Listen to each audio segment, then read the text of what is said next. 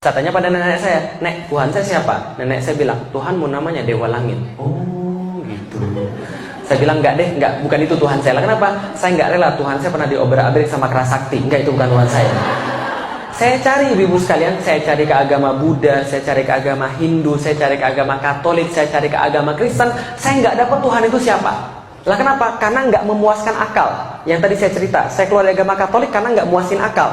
Hindu sama, Buddha sama, Katolik sama, Kristen sama. Yang saya belum cari cuma Islam. Akhirnya saya memberanikan diri cari ke Islam SMP kelas 3. Yang saya dapetin apa? Pulang dari sekolah, tiba-tiba saya dikeroyok 7 orang, digebukin, gak sempat balas. Karena saya cuma sendirian, yang ngebukin saya 7 orang.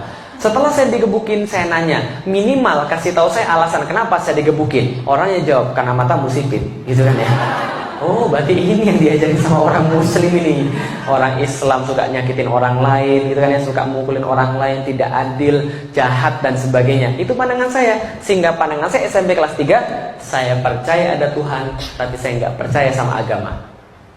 Udah naik kelas ya? Tadi kan nggak percaya Tuhan.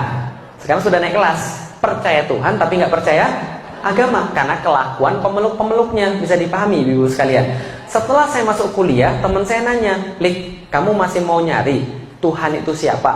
Agama yang benar apa?" Saya bilang, "Iya, ikut sama saya." Ketemu sama ustadz saya. Saya bilang, "Enggak deh, makasih." Lah kenapa? Ustadz kan gitu-gitu aja. Ngomongnya surga, neraka, pahala, siksa, kan itu-itu aja. Dia bilang, "Enggak, ini orang ustadz saya beda. Orangnya masih muda, tapi omongannya penuh hikmah. Namanya Ustadz Fatih Karim." Sudah pernah ketemu? Udah pernah kesini ya? Nah, nanti aja kesini lagi.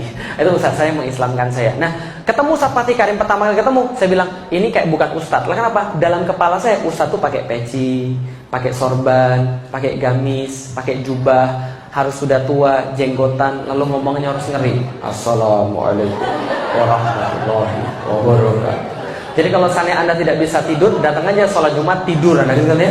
Nah, itu. Sholat Jumat, saya ngeliat itu semua cowok tidur semua gitu kan ya. Kadang-kadang termasuk saya juga gitu. Lah kenapa? Karena tadi khotibnya ceritanya baca kertas, nggak membangkitkan. Ketika Rasulullah kemudian, ya ini agak sedikit melenceng ya, Rasulullah ketika khutbah Jumat itu diceritakan matanya sampai kemudian urutnya keluar dan kemudian mukanya merah. Karena kenapa? Membicarakan sesuatu yang semangat gitu loh. Makanya orang nggak tidur. Tapi kalau kemudian bicara yang benar, ya tidur. Tapi yang saya temukan nggak begitu. Ustadznya masih muda, pecinya sederhana, baju kokonya sederhana. Tapi anehnya adalah yang dia omongkan tentang Islam itu sangat berkaitan dengan dunia.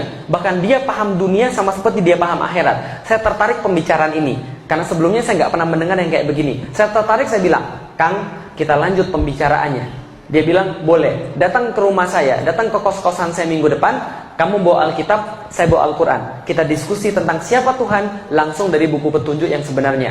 Saya bilang, "Saya nggak usah bawa Alkitab ya." Lah kenapa? Saya nggak percaya lagi dengan Alkitab. Kita bahas tentang Al-Quran. Minggu depan kita bahas tentang Al-Quran. Ayat yang pertama kali dibacakan kepada saya adalah "Dzalikal kitabu la raiba fi hudal lil muttaqin." Surat ayat kedua. Surat pertama apa? Al-Fatihah. Al-Fatihah berarti seperti cover buku. Lalu kemudian surat kedua Al-Baqarah, kata pengantar. Ayat pertama Al-Baqarah, alif. Ayat kedua, "Dzalikal kitabu la raiba fi hudal lil muttaqin." Berarti kata pengantarnya begitu. Pas baca kata pengantar, baru-baru saya bilang apa? Sombong betul kitab ini. Nah kenapa? Baru di awal-awal sudah mengatakan bahwa dia tidak ada kesalahan, sempurna. Emang yang buat siapa? Lalu kemudian saya protes, "Kang, kalau begitu ini kitab salah." Lah kenapa? Belum apa-apa dia bilang bahwa kitab ini sempurna, tidak ada keraguan di dalamnya. Sedangkan menurut saya, manusia nggak mungkin sempurna. Karena manusia nggak sempurna, maka buatan manusia juga nggak sempurna.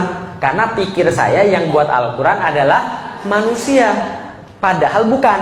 Wajar nggak saya mikir begitu? Ya karena yang buat Weda siapa? Manusia. Tripitaka? Manusia. Yang buat Alkitab? Manusia. Wajar nggak saya mikir begitu? Wajar. Tapi ustadznya bilang, "Enggak, ini nggak sama kayak yang lain. Ini yang buat bukan manusia, langsung dari Tuhan pencipta semesta alam." Saya bilang begini, "Serius? Masa Tuhan nulis lalu kasih pada manusia? Nggak mungkin banget." Dia bilang, "Nggak begitu, tapi kita punya buktinya." Saya bilang, "Silakan sampaikan buktinya." Disampaikan kepada saya dari surat yang sama, ayat yang berbeda. Surat Al-Baqarah 23. "Wa in kuntum fi raibim mimma nazzalna 'ala abdina fa'tu bi suratin mithlih." Dan bila kalian tetap dalam keraguan dengan apa yang kami turunkan terhadap hamba kami Muhammad, maka datangkanlah satu surat yang semacam dengan Al-Quran itu. Ketika baca ayat itu, kepala saya kayak digebukin ibu-ibu sekalian. Bukan digebukin begini, bukan. Maksudnya gini, argumen saya hancur. Jadi landasan mikir saya hancur. Lah kenapa hancur? Karena ditantang langsung dari dasarnya. Seolah-olah Al-Quran pengen bilang begini, udah didelik, gak usah banyak ngomong. Gini aja, kalau kamu hebat, datengin yang semacam dengan Al-Quran. Satu surat aja. Di antara Al-Quran ada 114, pilih yang mana yang paling pendek, yang mana yang paling mudah, datengin. Kalau kamu bisa, Al-Quran kalah. Tapi kalau kamu nggak bisa, ikut aja Al-Quran. Simple nggak? Fair nggak? Seperti saya bilang ini, ibu-ibu yang di sini yang merasa hebat, ayo kita berantem 1 lawan 1. Kalau ibu-ibu kalah, jadi anak buah saya. Kalau saya kalah, jadi anak buah ibu-ibu sekalian. Adil nggak? Adil. Cuma Al-Quran tidak adil. Al-Quran katakan, wad'u syuhada'akum min dunillah in kuntum shodiqin. Kalau anda nggak berani sendirian, maju semuanya sekalian. Coba ditantangin seluruh manusia. Seluruh manusia ditantangin Al-Quran, suruh buat satu surat yang semacam dengan Al-Quran, walaupun yang paling pendek. Sampai sekarang bisa atau enggak? Ketika saya baca itu, saya kaget loh. Saya bilang sama ustadznya, ini benar nggak ada yang bisa mendatangkan yang semacamnya? Ustadznya bilang, silakan cari aja. Saya mikir begini, ini surat turun 1400 tahun yang lalu. Kalau ada orang yang bisa, tentu dari dulu sudah dilakukan. Ternyata setelah saya cari, betul nggak ada. Akhirnya apa yang saya pikir? Ini segel ini. Paham ibu sekalian? Ini segel dari pabrik ini. Maka saya bilang, Tuhan saya namanya Allah, Rasul saya namanya Muhammad, dan agama saya Islam. Lah kenapa? Karena saya punya bukti sekarang yang enggak saya dapat ketika di agama-agama yang lain. Saya punya bukti, maka saya masuk Islam. Bisa dipahami ibu sekalian?